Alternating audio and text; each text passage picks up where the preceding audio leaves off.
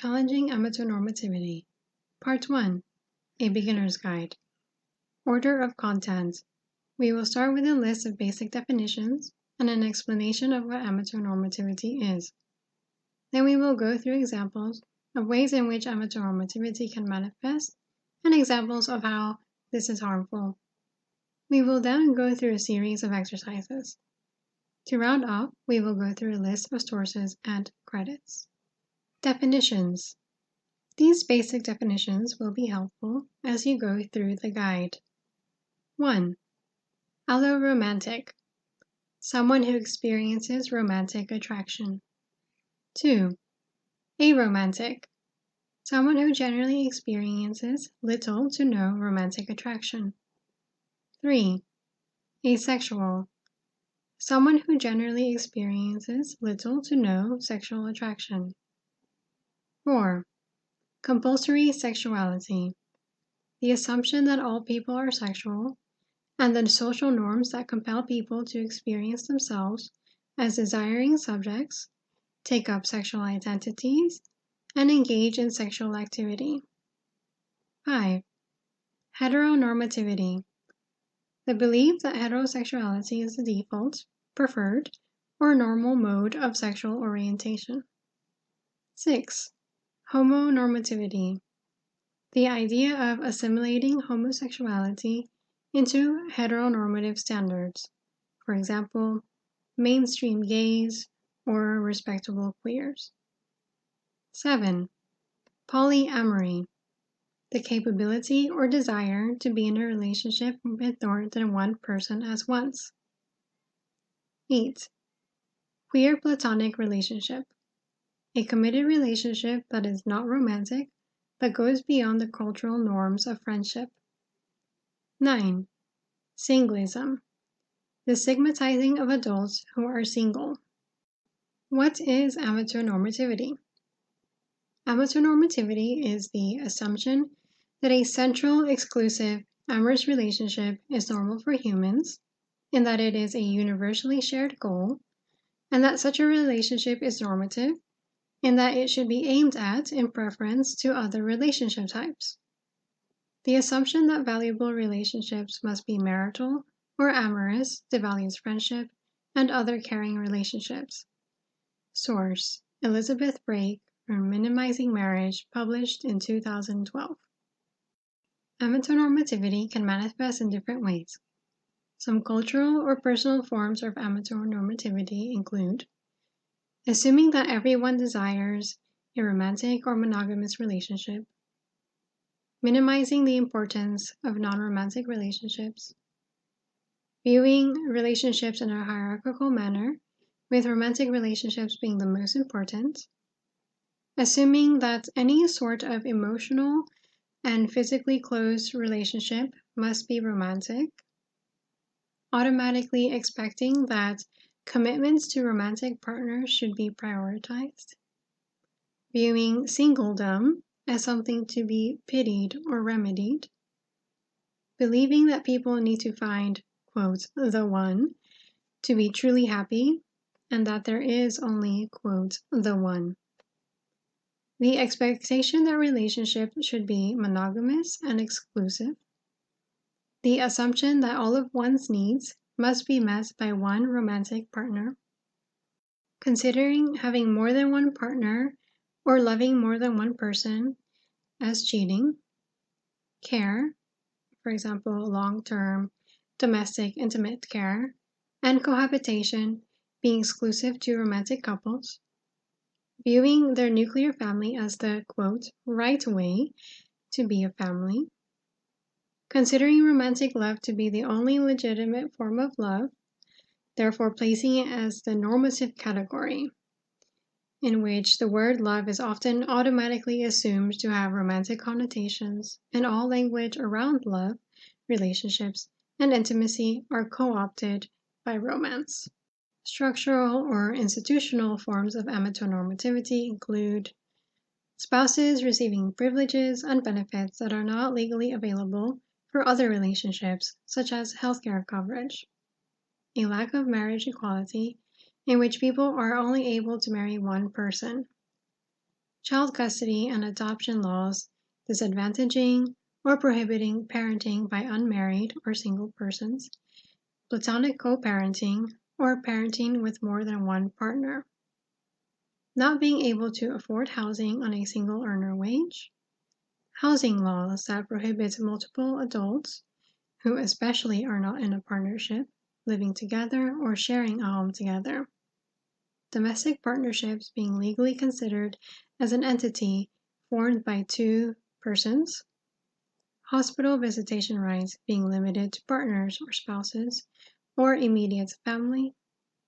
immigration laws that allow a person to bring only their spouse or partner and children or other legally recognized family into the country, families being legally recognized primarily through blood ties and marriage, romantic partners being exempt from travel bans, such as the quote, sweetheart visas, quote, spousal hire practices in academia, and a lack of recognition or resources for domestic abuse not involving romantic partners or blood relatives.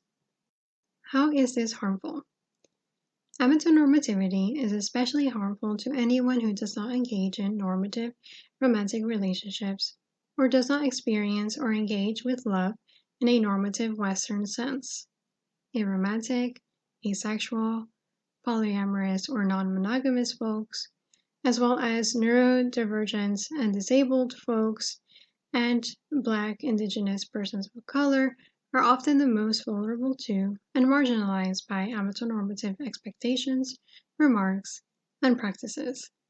However, amatonormativity affects everyone, including monogamous alloromantics. We will list some potential ways in which amatonormativity can be harmful. Content warning. Mentions of abuse and toxic relationship dynamics, sex, and harassment. Amatonormativity is harmful in that it upholds heteronormativity, homonormativity, and compulsory sexuality, marginalizing anyone who falls outside of these norms. It enables singlism, the stereotyping and discrimination against people who are single.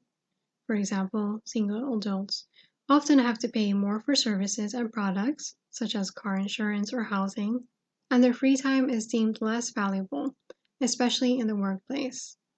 For example, they are more likely to be asked to work weekends or holidays. It relegates care to partnerships. Care then becomes exclusive to partnerships, often denying unpartnered or single people basic needs. This can force people, especially aromantics, into partnering with someone, whether romantic or not, such as a queer platonic partnership, out of necessity and survival rather than desire. People are made to feel broken for not wanting or having a romantic relationship. This can also pressure people, whether aromantic or alloromantic, into entering romantic relationships.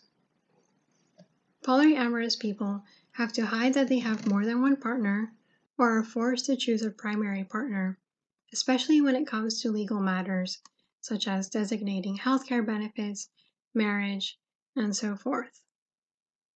Non-partnering, unpartnered, and single people are often left with feelings of uncertainty and despair when thinking about the future. They may be concerned over the logistics of living without a partner, or are afraid of being abandoned and left alone as their friends get married or enter romantic relationships. Aromantic people, or those who do not want to engage in romantic relationships, may end up being isolated, feeling unappreciated, or left with unfulfilling relationships because people do not want to invest in non-romantic relationships. People who prefer non-romantic or casual sexual relationships and encounters are sex-shamed. People who prefer having multiple sex partners are also sex-shamed. People will remain in toxic or abusive relationships because they think being single is worse than being in a bad relationship.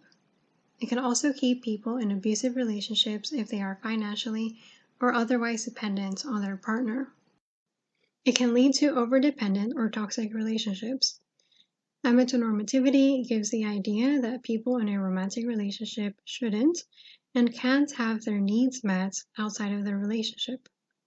This can create a situation of, quote, artificial scarcity of intimacy, while also preventing people from seeking intimacy through other avenues, including through friendships, while directly devaluing non-romantic forms of intimacy, quote. Source number 17 from the source list. Overdependency and toxic relationships can also pertain to friendships. Aromantics and non-amorous or non-partnering asexuals may feel that they are at the mercy of their alloromantic or partnered friends. For example, feeling that they need to sacrifice their sense of self in order to perform normative friendship and receive what scraps of care they can. Amatornormativity enables abuse and rape culture. Jealousy and possessiveness are viewed as normal expressions of romantic love. Romantic love is placed above the consent of others, allowing for boundaries to be crossed. People may feel pressured into unwanted sexual or romantic situations. Commitments are framed as a contract, which is a static and often coercive agreement that ensures access to certain resources, services, etc., by limiting what people can do in the future. Cultures in which non-monogamy is freely practiced are viewed as, quote, backwards, unquote, or, quote, uncivilized, unquote. This prevents certain folks within largely amatonormative societies from freely engaging in their cultural practices, such as plural marriage, that was a part of some indigenous cultures. In a similar vein, extended family and kin structures are also viewed as, quote, uncivilized, unquote, in an amatonormative, couple-centric, nuclear family view. Furthermore, this is legally enforced in the sense that it is not possible to marry more than one person, and polygamy is also considered a breach of, quote, good moral character, unquote, and can invalidate someone's eligibility for citizenship through naturalization in the U.S. People who a. engage in non-monogamy or polyamory, and or b. don't want to get married or have romantic partnerships are considered immature, damaged, and or selfish. For example, quote, they are afraid of commitment, unquote, or cannot handle proper relationships, meaning monogamous relationships. Polyamorous relationships are overly sexualized, and polyamorous people are viewed as, quote, slutty, unquote, or promiscuous, because they might engage in non-exclusive sexual relationships. Simply talking about polyamorous relationships can then be construed as a sexual topic. For example, this can at times lead to job loss if polyamorous folks talk about their relationships at work. People can lose housing or be prevented from finding housing because housing may be restricted to families related by blood or marriage. This can unfairly target polyamorous people as well as romantic and or asexual people who may want to live with friends. With compulsory sexuality tied into amatonormativity, romantic relationships that are not sexual are viewed as lesser or, quote, fake, unquote, romantic relationships. This harms asexual folks in romantic relationships, or anyone else who may not want to engage in sexual activity in their romantic relationship by delegitimizing their relationships. Those who don't experience romantic love or attraction or love of any kind are dehumanized, villainized, and or pathologized. Folks with disabilities may lose their disability welfare benefits if they get married or if they live with someone else, romantic or not, and the government deems this as being married. This also prevents them from receiving benefits that are often reserved for marriage. Because romance is deemed as good and desired, it enables romantic harassment, such as persistent romantic pursuit despite not giving consent or turning someone down. Note: the manners in which amatonormativity affects neurodivergent folks, folks with disabilities, and Black Indigenous people of color will be expanded upon in Part 2, Digging Deeper. These are some examples in which amatonormativity can be harmful. Challenging your own amatornormativity. Quote, comfort and transformation do not live in the same house. Unquote. Disclaimer.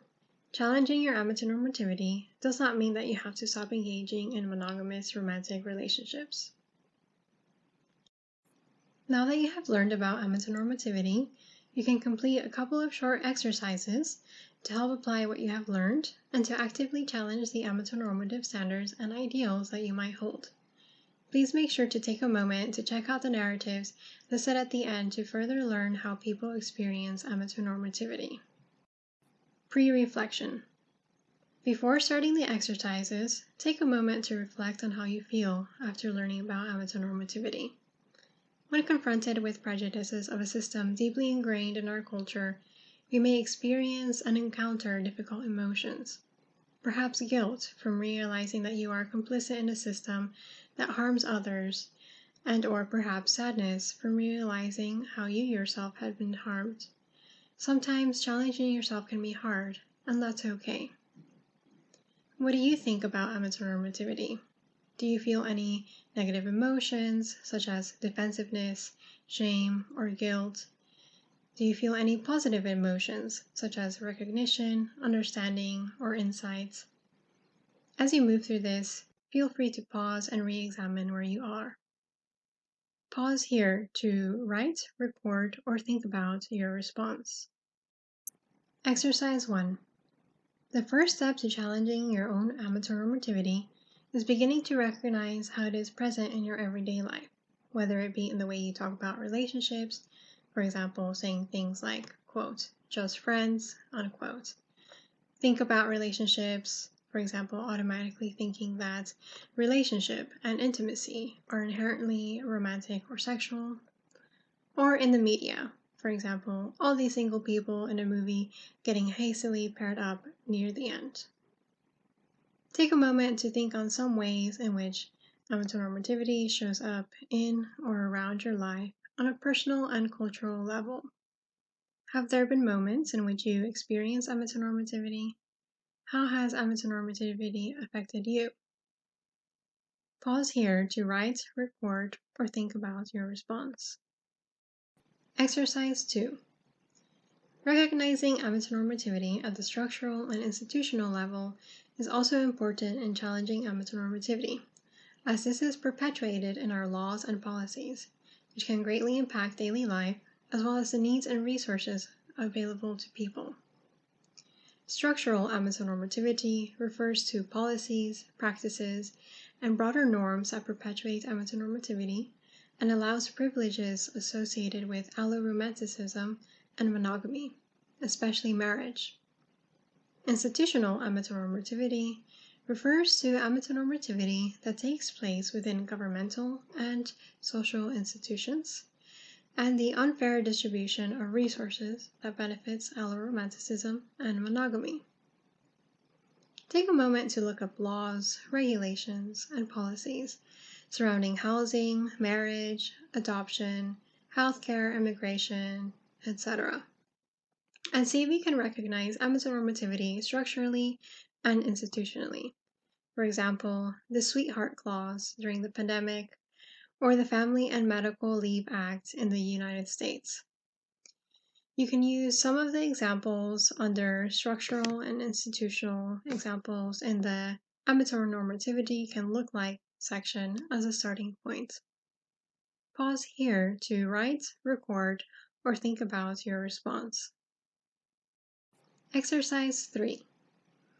Now that you've taken a moment to recognize how amatornormativity is present in your everyday life and in the institutions around you, take a moment to reflect on how you view and treat your relationships. How has amatornormativity affected your relationships? You can use the following prompts to start, but feel free to explore other topics. If you engage in romance and romantic relationships, do you, or would you, prioritize a romantic relationship? Does romance matter a lot to you? If so, why? When you think of concepts such as commitment and planning the future in a relationship, do you consider these to be exclusive to a romantic relationship? When you think of a, quote, significant, unquote, relationship, what sort of relationship do you think of? What do you think makes a relationship significant?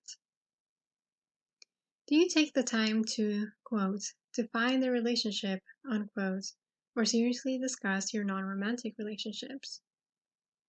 Have you ever put a friendship on the back burner because you were in a romantic relationship? If you have or have had a romantic partner, have you ever viewed your partner's friendships as, quote, overly close, unquote, and as a threat to your romantic relationship?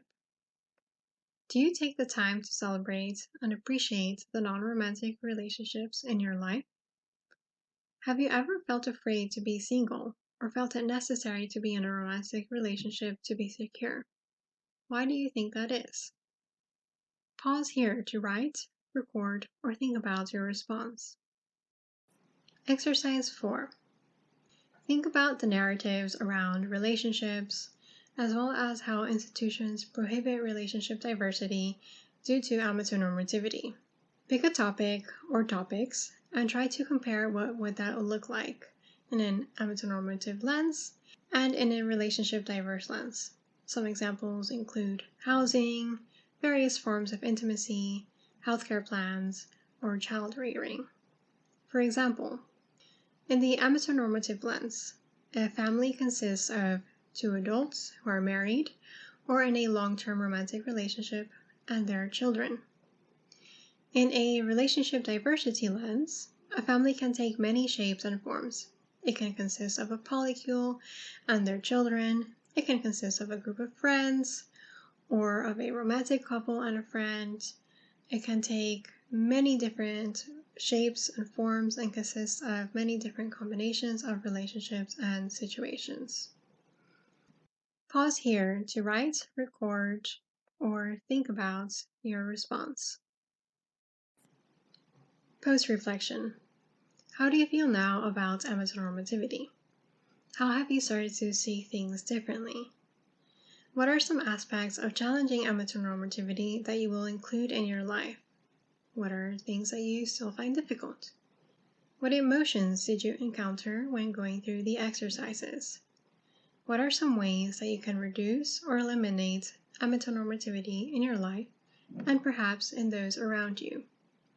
Pause here to write, record, or think about your response. Sources and narratives. Next is a list of sources and narratives. I will name the source or piece title and the website name. Sources that I indicate as start refer to narratives. 1. Amatornormativity by Elizabeth Brake. 2. Amatornormativity 101 by Greed-the-Dorkalicious. 3. Amatornormativity 101 on Aria. 4. All About Amatornormativity on Rewriting the Rules. 5. What is Amatornormativity by Arrowace-Avenue. 6. 5 ways amatornormativity sets harmful relationship norms for us all on Everyday Feminism. 5 Dangers of Amatornormativity by Beloved-Not-Broken. 8. Singlism. How serious is it, really? On Psychology Today. 9. The Isolation of Amatornormativity. Start. By 2-spicy-and-2-weir. 10. Romantic Love is Killing Us. Start. On The Body is Not an Apology. 11. I'm tired of some allo people saying start. By Graces-of-luck. 12. Being aromantic and asexual and having poor mental health. By One Short Damn Fuse. 13. Aromantic fears, which includes some narratives that touch on issues related to amatornormativity. By Aurea. 14. I may be your fun extracurricular, but you are my basic human need. Start. On Confessions of an Aromantic. 15. How much of yourself are you willing to sacrifice? Start. On Confessions of an Aromantic. 16. Amatornomativity, the one true love complex. On Medium. 17. On Monogamy by Rotten-Zucchinis. 18. Polyphobia on Psychology Today. 19. Couple centricity, polyamory, and colonialism on The Critical Polyamorist. 20. I Am Not Voldemort, an essay on love and amatornormativity. Starred on Arrow Worlds. 21. Amatornormativity and Relationship Anarchy on TAP. 22. Romance is a Myth webinar by Dean Spade. Note: ARIA stands for Aromantic Spectrum Union for Recognition, Education, and Advocacy. TAP stands for the ACE and Arrow Advocacy Project. Credits: developed by Graces of Luck and Erica Mulder. Feedback and suggestions from and edited by Corina and Ruth Ann. Acknowledgement: many examples of what amatornormativity can look like and the harmful effects of amatornormativity were gathered from the sources and narratives. I thank you to these individuals and organizations who shared their experiences and created content on these topics. Thank you. Thank you for completing this guide and workbook. Hopefully you have learned something new and taken away a few things. If you'd like to continue your journey on challenging amatornormativity, feel free to check out Part 2, Digging Deeper.